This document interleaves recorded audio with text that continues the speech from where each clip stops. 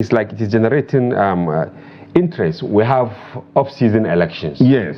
Coming up. We have had quite a number in the last few months. Why are you still interested that INEC should be abandoned? Okay.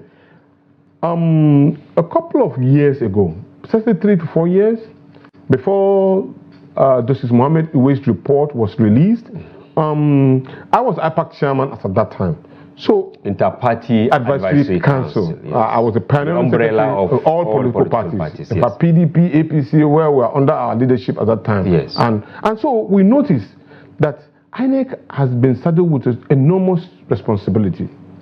So when I spoke on Channels Television and I said we need INEC to be unbundled, specifically so that INEC will be involved specifically for election purposes only. And then we will have an enforcement agency who will enforce minor crime or major crimes that have been done within the election process. And then they talk about the issue of delineation, and then bang, maybe I had some premonition of some of the things that was being discussed at that time. Then eventually the waste report came out in line with that. And then I had a call from a major stakeholders in INEC. He just said, Dr. Tanko, God bless you. You have just hit the nail on the right head, because as I speak right now, we are saddled with the responsibility of thousands of litigation. Which one are we going to face? By the time we are dealing with this particular issue of litigation, another area is coming. For example, if we say that we cannot distribute ballot paper because it is inimical to the process of the election already, then we are dealing with that. Then another judgment will come and say that no, INEC can go ahead and do this. So we are confused. We will go and produce papers, election materials, and at the end of it all, it may not be useful. So that is double cost. So while we are dealing with that in the department of we are also dealing with the issue of how to create delineation, create more polling units in the area where there are large number of people, and then we're dealing with the election. So there are too many work for us to do. And so therefore, if INEC can be unbundled, it's going to create a lot of, make it easy for us to give credible election. And that was, he was so happy with that particular thing. So we are revisiting it. It's very important that for credible elections, we had a very credible election in Edo and Ondo, the last one. Okay, you trust? Oh no, I did, and I even commended INEC for that. One thing that people will know us for, we stand on the consistent level. If you do what is right, we will not castigate you. Look, one thing is good, one is bad, and it affects you and I. So that election, you saw what happened in Edo and Ondo. That was 2019 or so, I cannot remember. But that election brought in Governor Obaseki, yes, and may he so rest in peace, late Akere Delu. The result was very, very clear. It goes symbiotically very well with what was pasted on the wall and what was released by the viewers at that time. There was no ambiguity, there was no argument.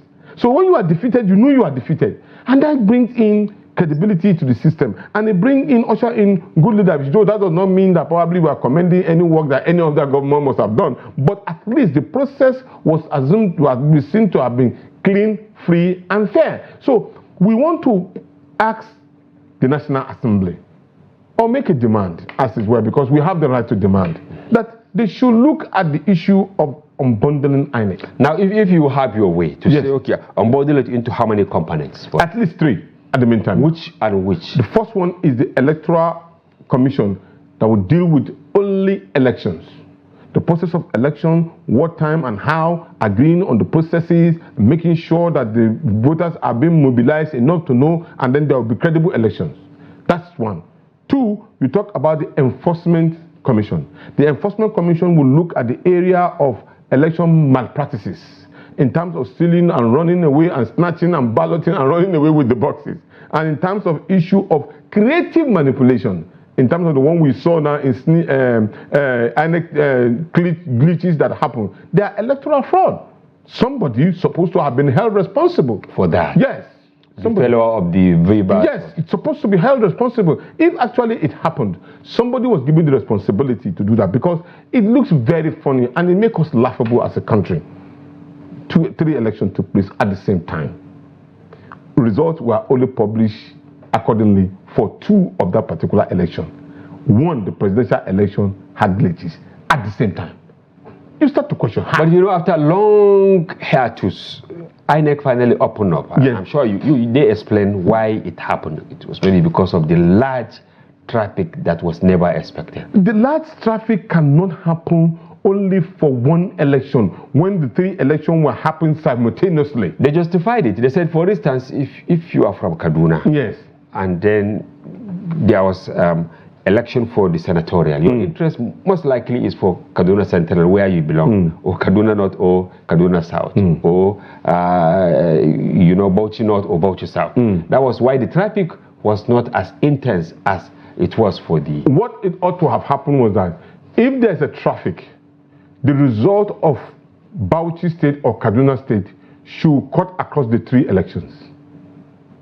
So Not one. you strongly believe that INEC did not come out Oh, clean? no, they were not clear on that particular matter. They know it. Okay, now which other arm do you think the electoral process should also? Okay, now when you look at the issue of enforcement, you now look at the issue of delineation. Okay. I give you an example of Gwarimpa and some other areas that are developing in Abuja here. You see a large movement of people from one area to another area. Those particular areas were not provided for. Even though INEC tried to work on it and tried to improve on it, but a large number of people may not be able to vote because there's a restriction of movement on that day. So that particular large area need to have their own polling unit that can accommodate them. So the work of the delineation, which has to do with National Population Commission and probably Boundary Commission and the rest of them, and this happened cut across the cities. Because there are new development. When you come to Kaduna, for example, on your way is Gwanungora and the rest of them, you know that there have been problems, so people are migrating from one place to another. They don't have polling units. And so for them to vote, they have to move from one place to another. But you see, the major problem of this particular delineation is that it ought to have been done long before election time. Maybe 2 years or 3 years before it creates a lot of apprehension that maybe INEC is trying to play a fast one on some political party. So the lack of trust and creating those polling units create apprehension. So don't do it close to election, that when you're almost done at that time. And you need to provide the data for everybody to see so that everybody will be happy and say that, look, this process is clean. Just like when you accuse the northern part of this particular country of having large population without you justifying. But the truth about it is that the north is larger in population. And numbers you cannot equate it because most of us, we married early and we have more than one wife. We have, we have more than one wife, and then we get married early in life compared to southern part of the country where they only have maybe one wife at a later age of life. And so you cannot. When some people are accusing the north of having animals and all, I felt that very, very laughable. You cannot compare it. So, but then when that has already been established, that there is this population and all, whether we are managing this work is another matter anyway, or we are using it to our own advantage in the north is another matter entirely. Because at this point in time, you now look at the delineation of the particular population. How well has it been catered for through our electoral process? Now, finally on this, before we move to the final issue we want to discuss with you, is do we really need a national electoral commission? Because I heard that in other places, like in the US, it's a very simple matter to administer elections. Should Nigeria start looking towards that direction? It is a very simple matter because there is trust in the process. What we have in Nigeria, there is no trust. And two, it has to do, these things network to each other. There's so much quest for power, and it's not being used for the interest of the people that are being governed. And the quest for power also is for personal gain. Self-serving. Self-serving is not for the interest of the people. Because people see it as the only way in making money. So the struggle for that particular content becomes so vicious. So hence the need for actually a national body that can support that. Yes. Also, finally, but then it's not about supporting that has to do with how we reduce the gains that everybody thinks you are going to get in that particular power. All right. We hope to have more